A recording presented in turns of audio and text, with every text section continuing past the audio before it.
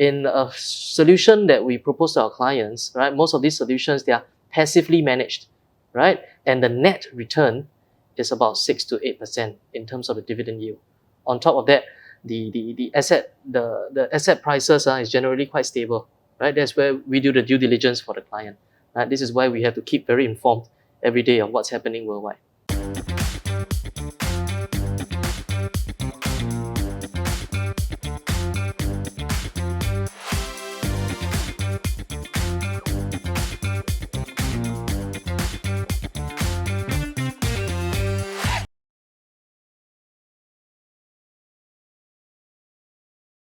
So what I'm hearing is it took you guys just 4 years, right, from looking at which hawker center to go to right now to be able to retire in the next couple of years. So can you share with us what's in your portfolio? Like, how do you manage your own investment portfolio in order to generate such a decent return for you to be able to be looking at retirement in just a couple of years? Okay, so for myself, I think it's the same advice I give to my clients. So again, you must have a portfolio that have different asset classes. Singaporeans love property, so surely I must have one property, right? So I do have a property under my name, right, which is giving me, which is paying off itself, right? So property asset class is one side. For me, I have another layer, which is the growth pot, right? So this growth pot is a combination of stocks, equities, right, and bonds. Is giving me an annualized return of about 10 to 12%. Okay, so this is the growth pot. Third pot, I have a dividend pot, right? Which means this dividend pot is holding there, generating me dividends even now, but I'm using it more of as a standby cash. If I need to cash out, I can cash out this dividend pot, right? So I repeat, 3 layers already. Number 1 is property. Number 2 is my growth pot, more aggressive funds, right? Equities and bonds. Then there's my dividend pot. Final one, of course, is most importantly myself, right? Because I'm also a pot that can generate income, right? So investing in my own self, that means keeping updated on the news, which means every day I need to look at my Bloomberg. What is the latest news? What is the current update? So I can update my client, right? Currently, China, there's opportunities. India is looking like this, the yen devaluation and stuff like that. So yes, I think most importantly at this point of my life, it is the fourth pot, which is myself. So what about Eddy? What's in your own portfolio as well? Well, that was built up over the years? I take a slightly different approach because since we are quite young, we have the time horizon to take on a little more risk.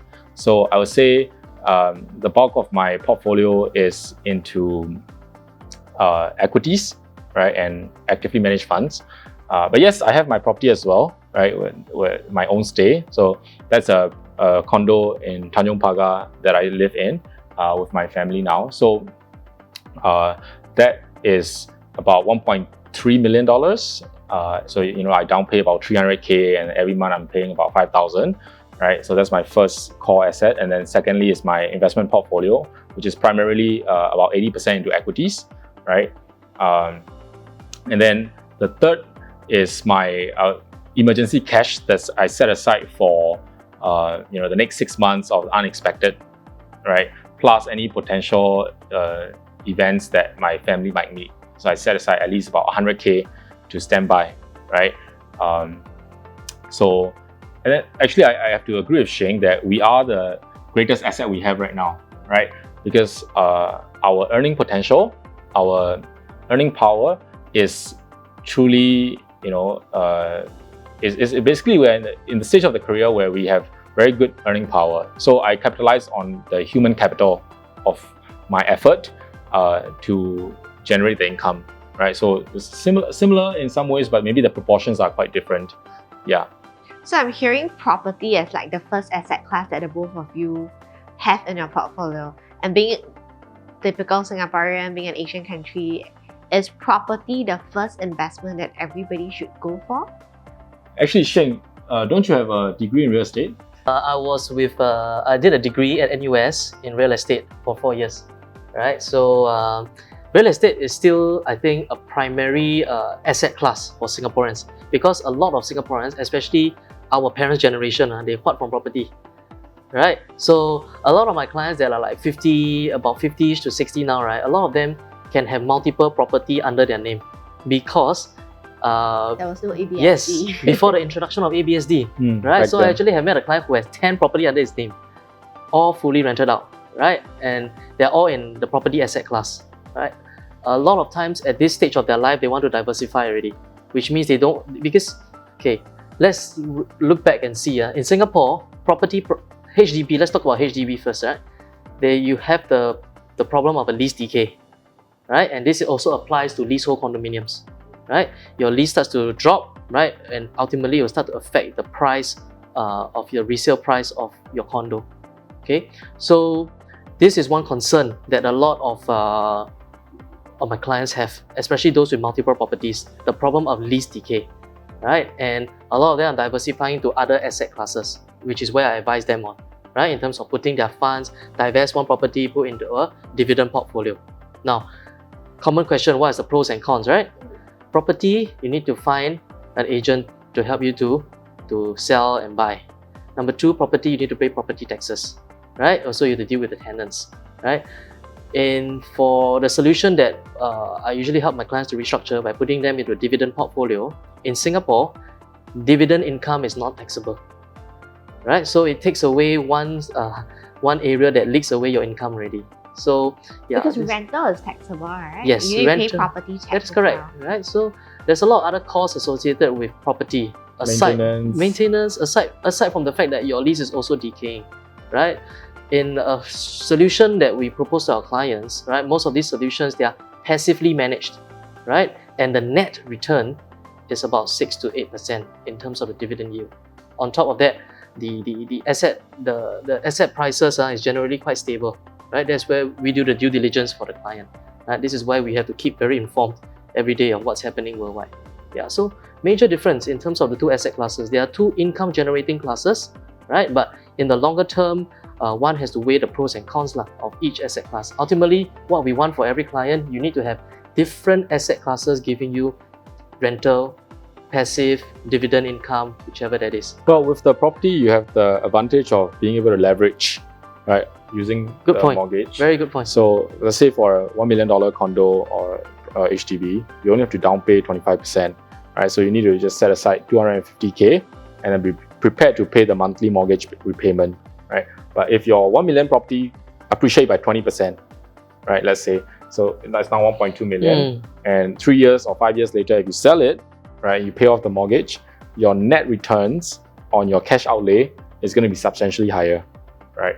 And like what Shane said, there's this pricelessness about living in your own house, right? So that's also why I personally chose to buy my first residential property just last year, actually. So the next question, buying a property in a single name or buying it in a joint name?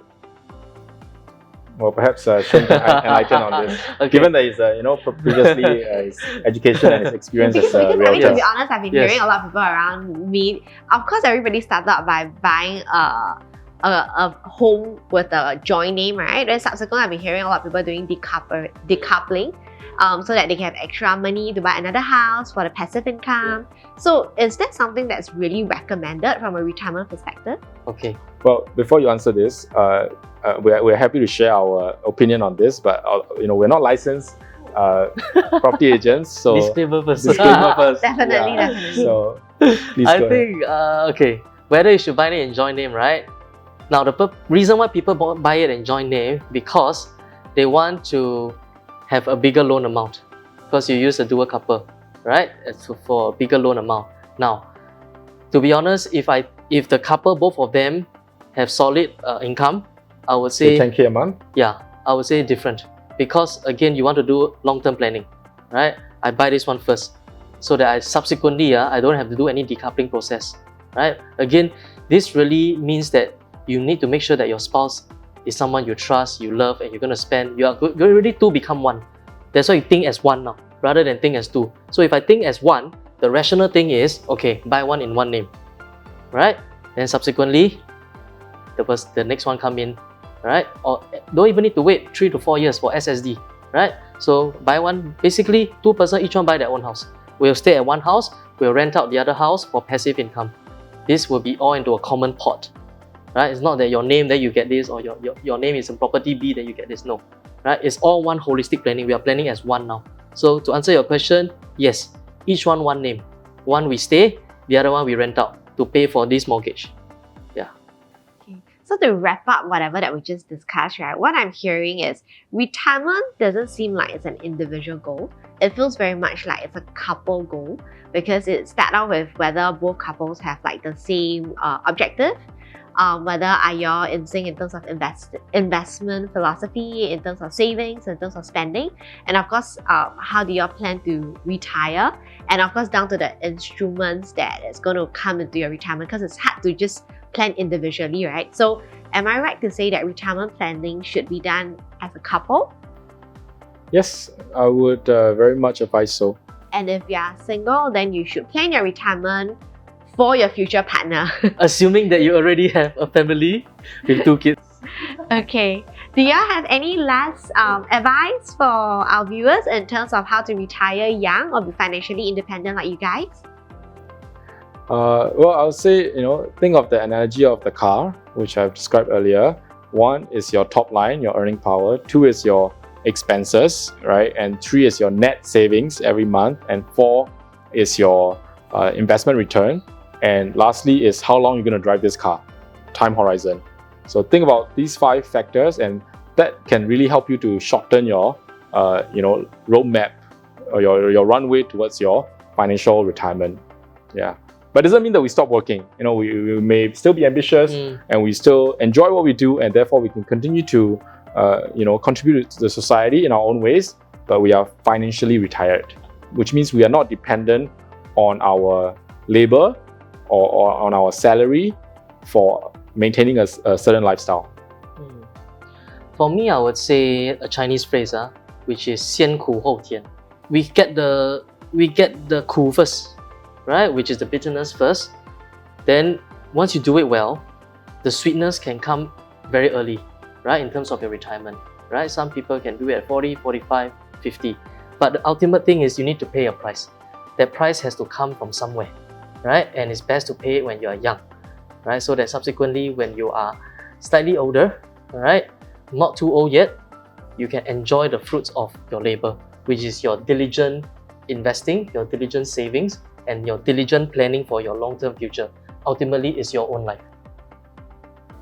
So the best time to plan for your retirement is 10 Now. years ago. Oh, not now. The second best time is today. So Yan Ling will have a chat later. Sure. Okay, so I guess this will wrap up our discussion today. Thank you, Eddy. Thank you, Shane. See you guys in the next episode. Bye-bye.